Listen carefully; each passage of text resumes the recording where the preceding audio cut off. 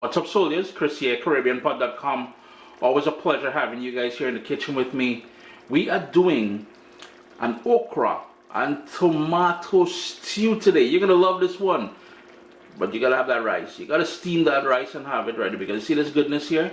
Yo, man, you top it on that rice there and it's just bare niceness. I do apologize about the lighting. Mother Nature is blessing me with some light here.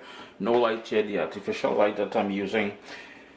Just can't compensate for it. For the okra, top, bottom, rubbish. And then you would just slice them up about 1/2 inch pieces. Again, the bottom part, top part, rubbish. And all you will do is go ahead. I have here about 1 pound of okra, and that is what we'll be using today.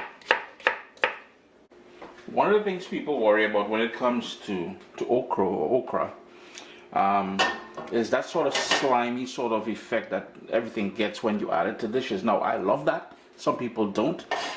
Now, typically my mom would cut the okra,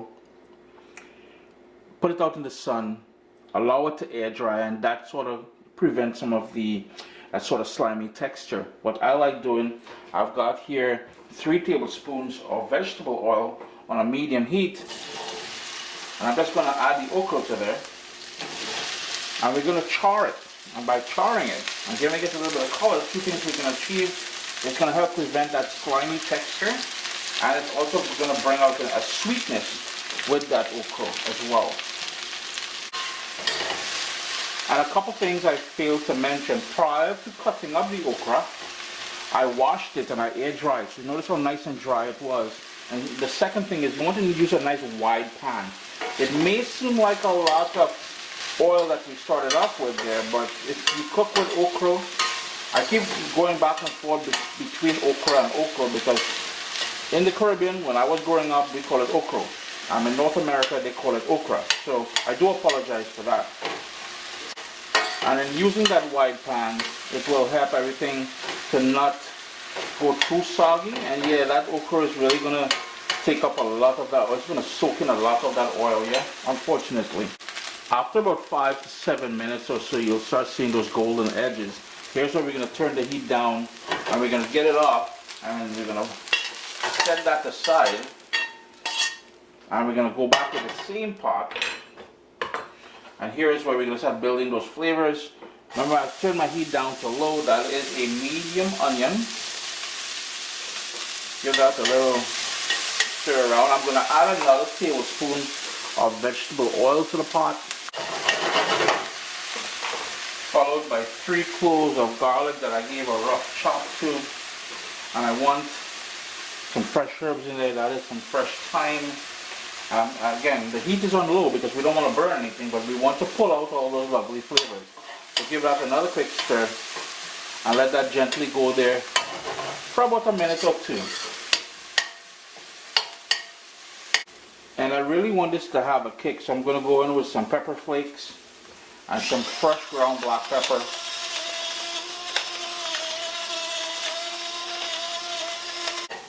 It's been about 3.5 minutes now. Everything is nice and soft. You're getting those little golden edges on the onion and the garlic. Nothing is burnt. I'm just going to move things over, create a little space in the center there, and I'm going to go in with a tablespoon of concentrated tomato puree.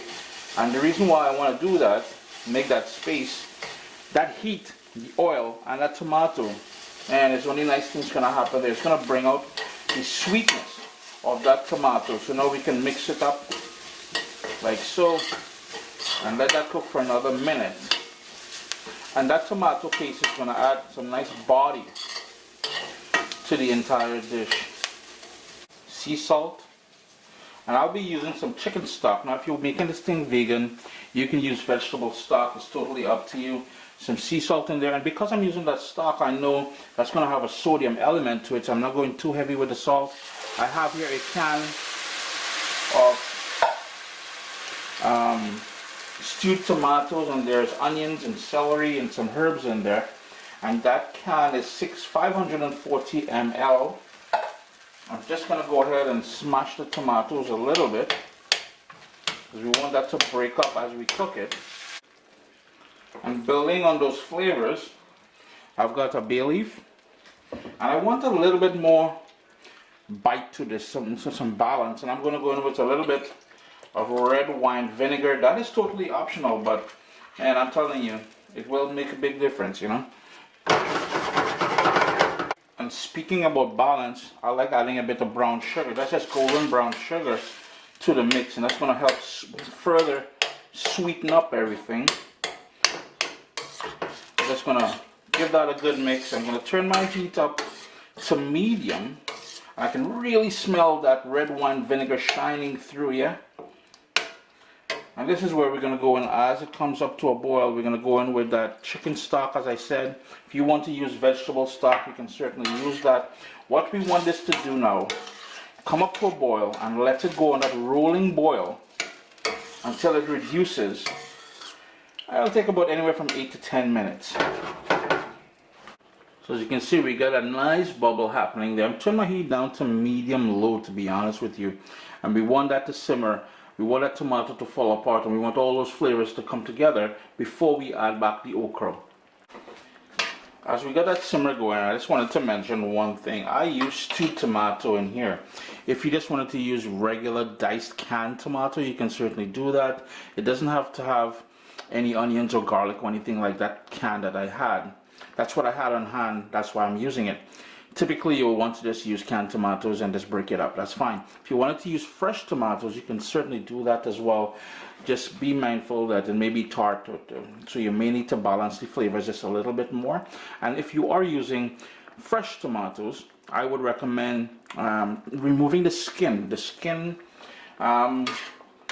it's one of them things where it becomes a choking hazard and all that. These ones here, you can notice there's no skin on there. And this is one of the reasons why I like using that.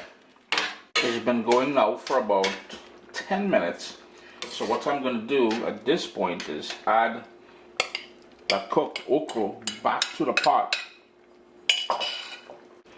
Give it a stir. And allow, again, all those flavors to come together. Allow that okra to soak up all that tomato sauce goodness in there. And we don't have to cook this for long now, because remember, we sort of pre-cooked that okra. The thyme has done its job, so I'm just going to remove the stems or the stalks out of there. I will leave the bay leaf because that will continue adding some more flavor. But just continue cooking on that sort of simmer. It's been about 5 minutes since I added the okra to the pot here. We've got some personalizations to make. If this is as thick as you want it to be, by all means turn off the stove. I'm on low. It's a bit thin still, if you notice. It's a little bit thin, but the residual heat is going to continue cooking this down once I turn off the stove. Taste it for salt and adjust it accordingly to your own liking. And yo, get some steamed rice and you're golden, man. Chris here, CaribbeanPot.com. Always a pleasure. Remember to leave comments down below. Tell your friend and them to tell a friend and friend and friend and friend. CaribbeanPot.com, alright? What's up, soldiers? Don't forget to click subscribe. If you've already clicked subscribe, hit that bell notification thing. I want to all you missing out on the new videos, man. Come on, click.